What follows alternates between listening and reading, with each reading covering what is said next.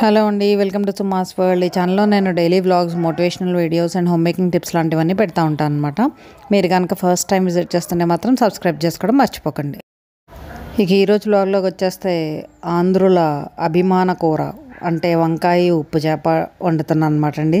So వంకాయ ఉప్పు చేప అంటే ఫస్ట్ ఉప్పు చేపను అయితే కొంచెం వేపుకుంటాం కదా.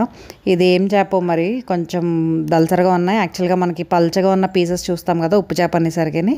సో దీనికైతే ముక్కలు దళసరగా ఉన్నాయన్నమాట. ఇవే లాస్ట్ పీసెస్ అయిపోయినాయి. మళ్ళీ ఎవరైనా ఊరి నుంచి వస్తున్నా ఎవరి చేతన్నా తెప్పించుకోవాలి. సో వీటిని అయితే ఫస్ట్ నూనెలో బాగా వేపుతామండి, ఎర్రగా వచ్చేలాగా వేపుతాము. మరీ ఎక్కువసేపు వేపితే గట్టిగా అవుతున్నట్టు ఉంటాయన్నమాట.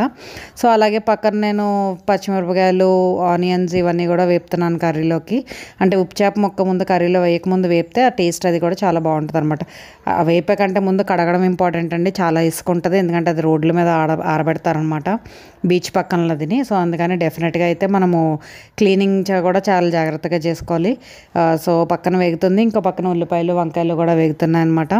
ఈ ఫేవరెట్ కర్రీ అనమాట మా హస్బెండ్కి కానీ మా అమ్మాయికి కానీ. నేనైతే తిన్నా, మా అబ్బాయి అయితే తింటనమాట. సో వాళ్ళ కోసం అని వండుతున్నాను. నాకైతే ఇవాళ ఆఫీస్లో పాట్లక్ ఉందనమాట. సో నాన్ వెజ్ ఫుల్గా కుమ్ముతాను, పాపం వీళ్ళకి కూడా వండుదామని చెప్పేసి ఈ వంకాయ ఉప్పు చేప అయితే వండుతున్నానండి.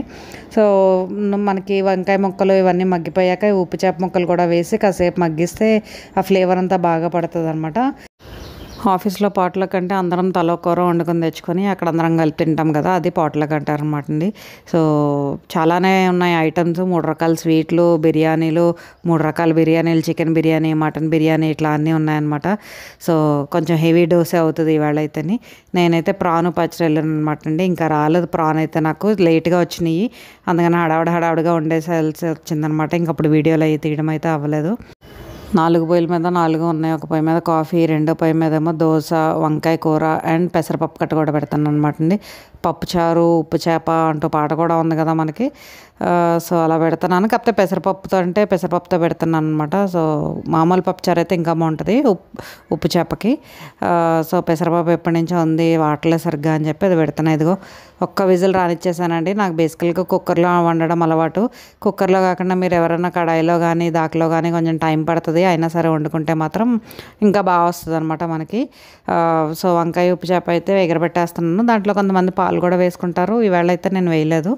ఇక పెసరపప్పు కట్టులోకేమో పప్పు ఉడకబెట్టేశానండి. అది బాగా మెత్తగా చేయాలన్నమాట. ఇందులో ఇంకేం ఉండదు, పెసరపప్పు ఒక్కటే వేస్తాము, తాలింపు వేస్తాము అంతే. పులుపు కానీ ఏమీ వేయము. మీలో ఎవరైనా పెట్టుకుంటారా ఈ పెసరపప్పు కట్ట అన్నది అయితే నాకు చెప్పండి. కాకపోతే మెత్తగా ఉడకాలి పప్పు అయితేనే, బాగా స్మాష్ చేయాలి. అండ్ పెట్టుకున్నప్పుడు కూడా కొంచెం పల్చగా పెట్టుకోవాలన్నమాట, మరీ చిక్కగా పెట్టుకోకూడదు ఇది. సో అందుకని నేను ఆల్మోస్ట్ 2 గ్లాసెస్ ఆఫ్ వాటర్ పోసాను. పప్పు కట్టు కానీ బాగా మరగాలండి. వాటర్ అయితే పోసాక కొంచెం బాగా మరిగితే బాగుంటుంది అనమాట. కరివేపాకు, పచ్చిమిరపకాయలు వేసేసి మరిగి పెడితే ఒక 10-15 మినిట్స్ అట్లా సిమ్లో పెట్టేసి మీడియం ఫ్లేమ్లో పెట్టి అప్పుడప్పుడు కలుపుతాం, మరగబెడితే బాగుంటుంది అనమాట అండి. పెసరపప్పు అన్నది హెల్త్కి కూడా చాలా మంచిదండి. సో మనం అప్పుడప్పుడు ఇట్లా పెసరపప్పుతో రకరకాల వంటలు చేసుకుంటేనే మంచిది. వంకాయ కూర అయితే అయిపోయింది. నేను బాక్స్లోకి డిష్ అవుట్ చేసేస్తున్నాను. కొంచెం వాటర్ కూడా అయిపోతే ఇంకా డిష్ అవుట్ చేసేయచ్చు అనమాట. సో అదే చెప్తున్నాను కదండి, నేనైతే కుక్కర్లో వండుతాను. మీరు కనుక టైం ఉంది, పర్వాలేదు లేట్ అయినా అని అనుకుంటే కనుక కడాయిలో వండుకున్న ప్రాసెస్ అయితే ఇదే అనమాట. ఇంకొంచెం ఫ్లేవర్ఫుల్గా, ఇంకొంచెం కలర్ఫుల్గా వస్తుంది. ఇగో పప్పు కట్ట అయితే బాగానే మరగబెట్టేశాను. ఇంకా దాన్ని అయితే తాలింపు పెడతాను అనమాట. దీనికైతే తాలింపు కూడా మనము అన్ని రకాలు వేసేయమన్నమాట అండి. ఇదిగో సాల్ట్ అయితే చూస్తున్నాను, లైట్గా తక్కువైంది, అందుకని ఇంకొంచెం సాల్ట్ అయితే కలిపాను అనమాట. చూసారా ఎట్లా అంటుకుందో, మొత్తం కుక్కర్ అంతా అట్లా అంటుకుంటుంది. అందుకని మనం కలుపుతా వేస్తే అలా అంటుకోకుండా మాడిపోకుండా ఉంటుంది అనమాట. కలుపుతూ ఉండాలి అప్పుడప్పుడును. ఇక తాలింపుకైతే మనకి జీలకర్ర, కొంచెం ఆవాలు అంతేనండి, ఇంకేం వేయరు. మేజర్గా అయితే నెయ్యి తాలింపు వేసుకుంటేనే బాగుంటుంది ఈ కర్రీకి, పెసరపప్పు కట్టుకి. అదిగో జీలకర్ర అయితే కొంచెం పడుతుంది బాగానే. ఇంకేం వేయకూడదు యాక్చువల్గాను. వెల్లుల్లిపాయ వేసుకోవచ్చు, ఎండుమిర్చి కూడా వేయమండి. ఇందులో ఆనియన్ కూడా వేయమన్నమాట. వెల్లుల్లిపాయ, జీలకర్ర, కరివేపాకు అంతే. ఇవి బాగా కొంచెం ఫ్లేవర్ఫుల్గా వచ్చేదాకా వేపుకొని దాంట్లో వేసేసి మూత పెట్టేసుకోండి. మళ్ళీ ఇంకో మూకుడు పెట్టి దాంట్లో నూనె వేసి వేరే దాంట్లో తాలింపు వేసే కంటే దీంట్లోనే డైరెక్ట్గా వేసేయచ్చు కదా అని ఇందులో వేసేస్తున్నాను అనమాట అండి. సో మళ్ళీ ఆ మూకడికి నీళ్ళు వేస్ట్, సోప్ వేస్ట్, పనమ్మాయి కడిగాక మనం సర్దుకోవడం ఇవన్నీ అవసరమా? అందుకని మోస్ట్లీ కొంచెం తక్కువ గిన్నెలు చేయడానికే చూస్తూ ఉంటాను అనమాట. ఇంక మనం పాట్లక్లోకి వచ్చేసాము. ఇంకా రకరకాలు ఉన్నాయన్నమాట అండి. వీడియో అయితే సరిగ్గా తీయలేకపోయాము. మంచి ఆకలి మీద ఉన్నాం, లేట్ అయిందేమో అని చెప్పి. Zafrani biryani, chicken majestic, chicken curry, sambar, veg fried rice, veg pulao, chicken pulao, mutton biryani, బాబా ఒకటి కాదు రెండు కాదు ఫుల్గా తిన్నాం. ఇదిగో పచ్చిరేళ్ళు కోడిగుడ్లు నేను వండుకుని వెళ్ళిందనమాట ఇది.